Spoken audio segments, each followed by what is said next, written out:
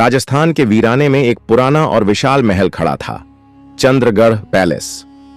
100 साल पहले इस महल की रानी छाया अपनी खूबसूरती और बुद्धिमानी के लिए जानी जाती थी, लेकिन कहते हैं कि उसकी सुंदरता के पीछे एक खौफनाक राज छुपा था।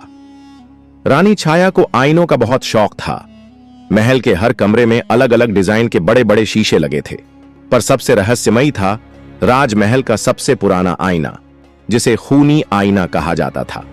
कहते हैं कि जो भी इस आईने में देखता उसकी मौत तय थी। कई वर्षों तक रानी छाया ने अपने इस रहस्यमयी आईने को सीने से लगाए रखा, पर एक दिन महल में एक भयानक घटना घटी। रानी को इस आईने में एक अजीब सा साया दिखा। उसने सुना कि कोई उसकी तरह हंस रहा था, कोई उसी की परछाई जैसा दिख रहा था, पर वह छाया भयानक थी। उसकी आंखें खून से लाल और शरीर राख के समान काला। उसी रात रानी की चीखों से पूरा महल गूंज उठा। जब सेवक दौड़कर आए तो उन्होंने देखा रानी छाया का खून से लथपथ शव फर्श पर पड़ा था और आईना टूटा नहीं बल्कि और ज्यादा चमक रहा था। राज्य के विद्वानों और तांत्रिकों ने कहा, रानी छाया की आत्मा इस आईने में कैद हो चुकी है। 100 साल बीत गए, महल वीरान हो गया, लेकिन खूनी आईना अब भी वहीं था, अपनी बारी का इंतजार कर रहा था। 2024 में एक फिल्म क्रू इस पुराने महल में एक हॉरर डॉक्यूमेंट्री शूट करने पहुंचा। टीम की रिसर्चर माया को इस महल की कहानियों में बहुत दिलचस्पी थी। जब वह महल में पहुंची तो उसने देखा कि सबसे बड़े कमरे के बीचों बीच वही रहस्यमयी खूनी आईना रखा था। माया ने जैसे ही खुद को उस आईने में देखा, उसे महसूस हुआ कि उसकी परछाई अलग तरह से हिल रही है। उसके होंठ हिल रहे थे, लेकिन उसने कोई शब्द नहीं कहे थे। तभी पीछे से एक डरावनी आवाज आई, तुम यहां क्यों आई हो? माया ने डरते हुए पीछे देखा, मगर वहां कोई नहीं था। पर जब उसने फिर से आईने में झांका तो उसमें एक भयानक महिला की झलक दिखी, वही रानी छाया।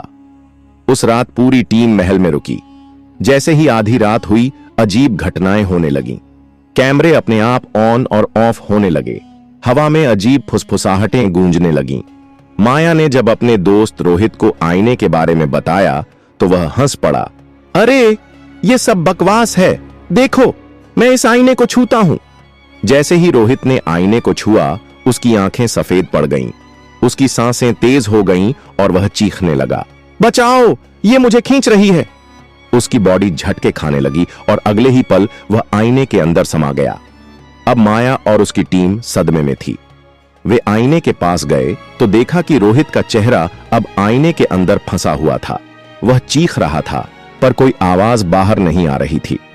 अब माया को एहसास हो चुका था कि रानी छाया की आत्मा अब भी इस आईने में कैद है और वो हर उस इंसान को निगल रही है जो इसके सामने आता है।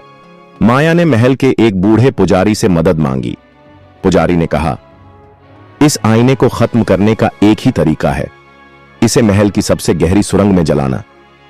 पर जैसे ही उन्होंने आईने को उठाया, पूरा महल हिलने लगा। हवा में रानी छाया की हंसी गूंजने लगी, तुम इसे जला नहीं सकते, अब मैं तुम्हारे साथ रहूंगी। अचानक आईने में से एक काली परछाई निकली और माया की ओर बढ़ी। माया ने हिम्मत दिखाई और मंत्र पढ़ते हुए आईने को जमीन पर पटक दिया। धड़ाम! आईना टुकड़ों में बिखर गया और एक दर्दनाक चीख के साथ रानी छाया की आत्मा गायब हो गई। महल में सब शांत हो गया। माया और बाकी बचे लोग वहां से निकल गए, ये सोचकर कि अब यह डरावनी कहानी खत्म हो चुकी है।